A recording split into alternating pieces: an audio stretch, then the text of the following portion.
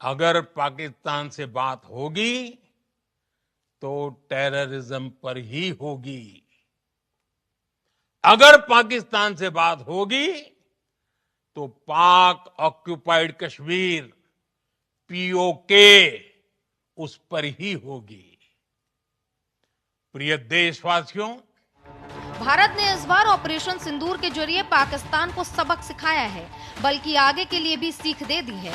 आतंक के खिलाफ अपनी लड़ाई में 3 सूत्र भारत ने स्पष्ट रूप से तय कर दिए हैं। भारत हर आतंकी हमले का करारा जवाब देगा। उसका समय, तरीका और शर्तें हमारी सेना खुद तय करेगी। भारत अब एटम बम की गीदड़ भपकी से नहीं डरेगा और न ही उसके आधार पर कोई फैसला लेगा। आतंक के आका और आतंक की सरपरस्त सरकार को भारत एक ही नजर से देखेगा। आतंक के खिलाफ अपनी लड़ाई में 3 सूत्र स्पष्ट रूप से तय किए हैं। पहला, भारत हर आतंकी हमले का करारा जवाब देगा। उसका समय, जवाब देने का तरीका और जवाब देने की शर्तें हमारी सेनाएं खुद तय करेगी। दूसरा, भारत अब एटम बम की गीदड़ भपकी से नहीं डरेगा।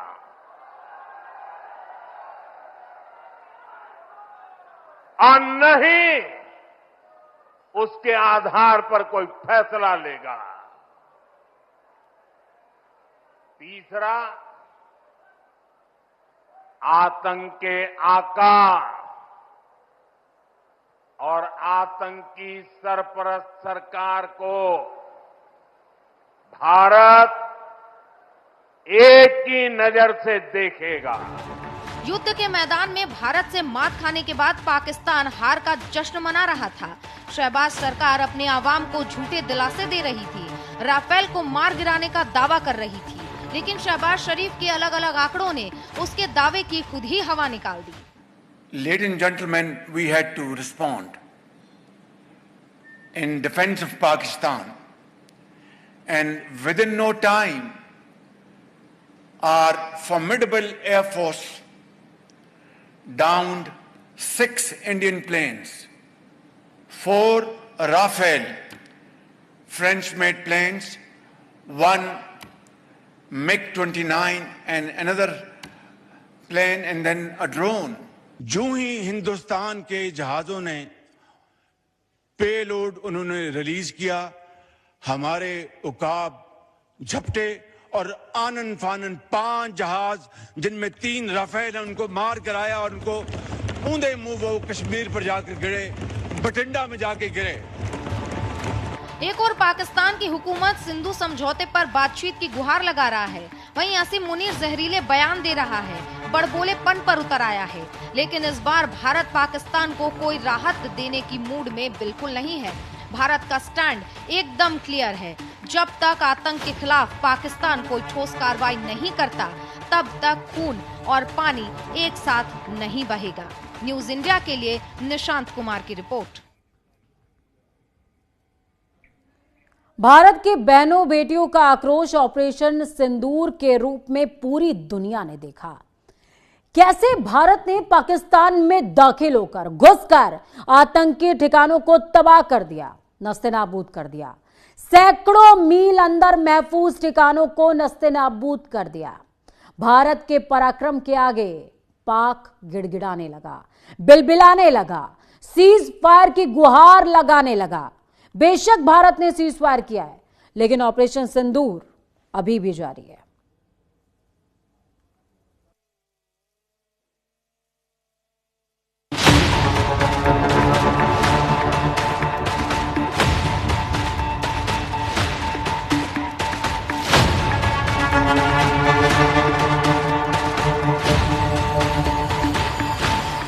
भारत भारत और पाकिस्तान के रिश्ते अब तक के अपने सबसे खराब दौर से गुजर रहे हैं। आजादी के बाद से पाकिस्तान आतंकवाद की आड़ में अपने नापाक मंसूबों को अंजाम देता रहा है। धरती के जन्नत कहे जाने वाले कश्मीर को बेगुनाहों के खून से लाल करता रहा है। पाकिस्तानी हुकूमत से लेकर वहां के हुक्मरान के शह पर भारत में आतंकी वारदातें होती रही हैं। लेकिन अब गांधी का देश दूसरा गाल आगे नहीं करता, बल्कि दुश्मन को उसी की भाषा में जवाब देता है। हमारी सेना ने ऐसा पराक्रम किया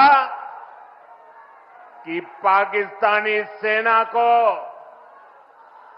गिड़गिड़ाकर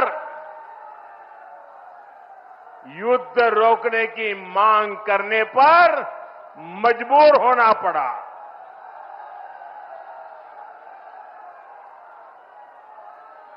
स्वतंत्रता संग्राम की इस धरती से सेना के शौर्य को बार बार सैल्यूट करता हूं। मैं फिर कहना चाहता हूं, ऑपरेशन सिंदूर के दौरान जो दुश्मन गिड़गिड़ा रहा था, वो किसी धोखे में न रहे। ऑपरेशन सिंदूर अभी खत्म नहीं हुआ है। पाकिस्तान की फितरत में न केवल नफरत फैलाना है, बल्कि भारत के खिलाफ जहर उगलना भी है। पाकिस्तान को अमन चैन कभी रास आया ही नहीं। आजादी के साथ जो सिलसिला शुरू हुआ था वो आज भी जारी है, लेकिन अब भारत की बारी है। हर आतंकी हमले का माकूल जवाब देता है, दुश्मनों से बराबर का हिसाब करता है। जम्मू कश्मीर में जब से अनुच्छेद 370 खत्म किया गया है, वहां न केवल अमन चैन लौटा, बल्कि लाखों की तादाद में लोग जम्मू कश्मीर आने लगे। पर्यटन ने एक बार फिर से रफ्तार पकड़ ली, लोगों को रोजगार मिलने लगा। पत्थरबाजी इतिहास बनकर रह गया। पर्यटन के क्षेत्र में ऐसी बढ़ोतरी हुई कि घाटी की अर्थव्यवस्था मानो रॉकेट की स्पीड में उड़ान भर रही हो। लेकिन भारत की तरक्की कभी पाकिस्तान को रास आई ही नहीं। जब भी कश्मीर में विकास होता है, पाकिस्तान के सीने पर सांप लौटने लगता है। इमरान खान की लोकप्रियता से घबराकर शहबाज शरीफ की सरकार ने तमाम नियमों को धत्ता बताकर रिटायरमेंट से एक दिन पहले असीम मुनीर को पाकिस्तान का सेना प्रमुख नियुक्त कर दिया था। पाकिस्तान की सेना में मुनीर को लेकर नाराजगी थी, तभी मुनीर ने अचूक फॉर्मूले का इस्तेमाल किया। जब जब पाकिस्तान अंदरूनी मामलों में फंसता है, भारत को आगे करता है। यहाँ भी मुनीर ने कुछ वैसा ही किया। इस्लामाबाद में एक कार्यक्रम के दौरान असीम मुनीर ने उकसावे वाला भाषण दिया, जिहाद का पाठ पढ़ाया। जिन्ना के 2 नेशन थ्योरी का जिक्र करते हुए मुनीर ने सीमा पर आतंकियों को संदेश दिया, भारत पर हमले के लिए उकसाया। उसके बाद पहलगाम में जो कुछ हुआ वो पूरी दुनिया के सामने है। We are different from the Hindus in every possible aspect of life. Our religion is different. Our customs are different. Our traditions are different. Our thoughts are different. Our ambitions are different. That was the foundation of the 2-nation theory that was laid there. That we are 2 nations. We are not 1 nation. So because of that, our forefathers, they struggled, mounted that incessant struggle to create this country. Our forefathers, they have sacrificed immensely, and we have sacrificed a lot for the creation of this country, and we know how to defend it. My dear brothers and sisters and sons and daughters, please don't forget the story of Pakistan, and don't forget to narrate the story of Pakistan to your next generation. Pahalgam हमले में आतंकियों ने लोगों से धर्म पूछकर उन्हें मौत के घाट उतारकर ऐसा तांडव मचाया कि पूरी मानवता शर्मसार हो गई। एक के बाद एक निहत्थे 26 लोगों की गोली मारकर हत्या कर दी गई। पूरा देश इस वाक्य से स्तब्ध था। तो वहीं सरकार ने प्राथमिकता के साथ कई कड़े कदम भी उठाए। पहलगाम हमले के बाद भारत का एक्शन, आतंकवाद रोकने तक सिंधु जल समझौता को स्थगित कर दिया गया। अटारी बाघा बॉर्डर तत्काल बंद करने का आदेश दिया गया। सार्क के तहत पाक नागरिकों को वीजा नहीं दिए जाने का फैसला लिया गया। पाकिस्तान से आए लोगों को तुरंत देश छोड़ने का आदेश दिया गया। पाकिस्तान उच्चायुक्त में कर्मचारियों की तादाद 55 से 30 कर दी गई। सरकार ने पाकिस्तान पर भले ही कई प्रतिबंध लगाए थे, लेकिन सरकार पर मासूमों की मौत का बदला लेने का दबाव था। सरकार पाकिस्तान को सबक सिखाने की तैयारी कर रही थी। महज 15 दिन बाद भारत ने पाकिस्तान के खिलाफ ऑपरेशन सिंदूर लॉन्च किया। भारत ने एक साथ 9 आतंकी ठिकानों को पल भर में नेस्तनाबूद कर दिया। और हमारी सेना ने ऐसा पराक्रम किया कि पाकिस्तानी सेना को गिड़गिड़ाकर युद्ध रोकने की मांग करने पर मजबूर होना पड़ा।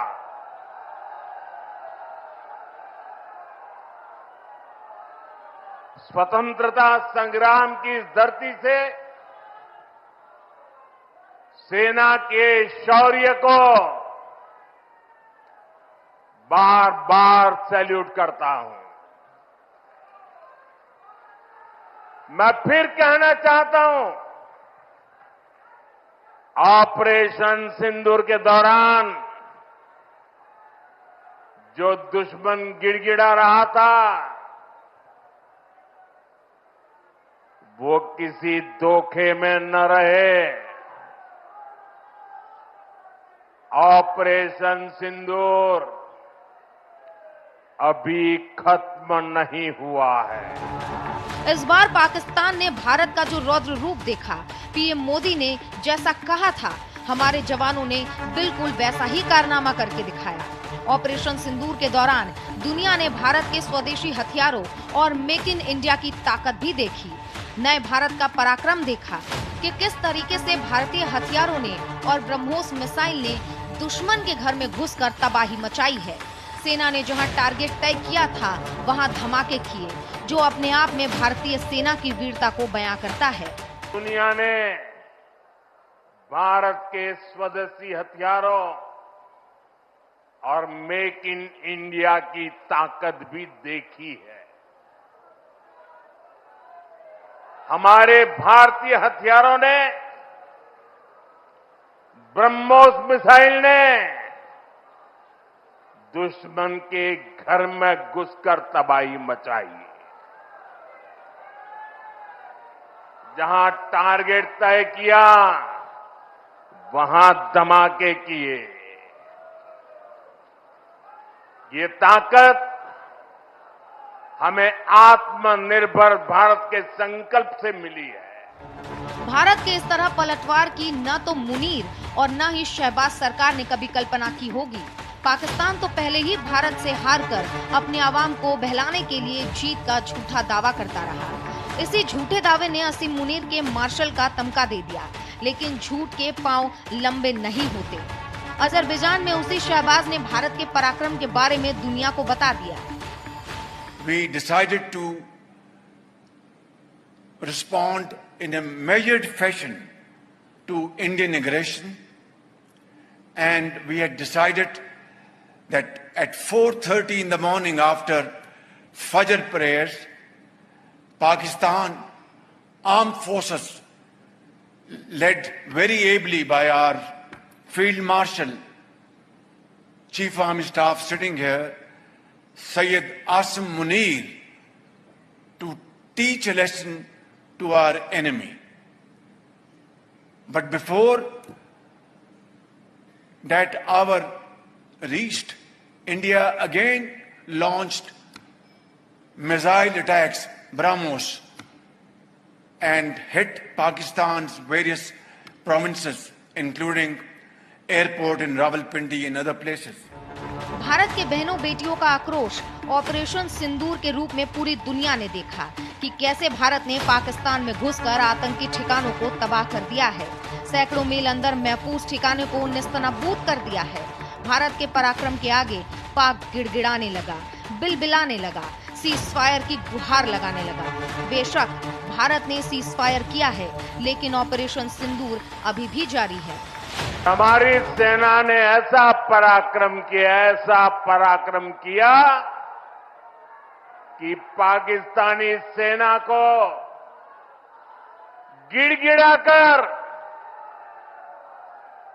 युद्ध रोकने की मांग करने पर मजबूर होना पड़ा।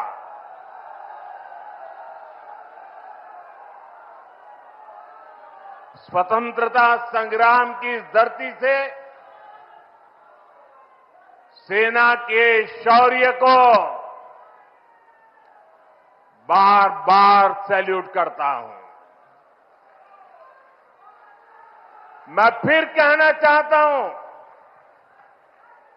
ऑपरेशन सिंदूर के दौरान जो दुश्मन गिड़गिड़ा रहा था, वो किसी धोखे में न रहे। ऑपरेशन सिंदूर अभी खत्म नहीं हुआ है। फिलहाल आज के इस खास बुलेटिन में इतना ही। मुझे और मेरी टीम को दीजिए इजाजत। नमस्कार।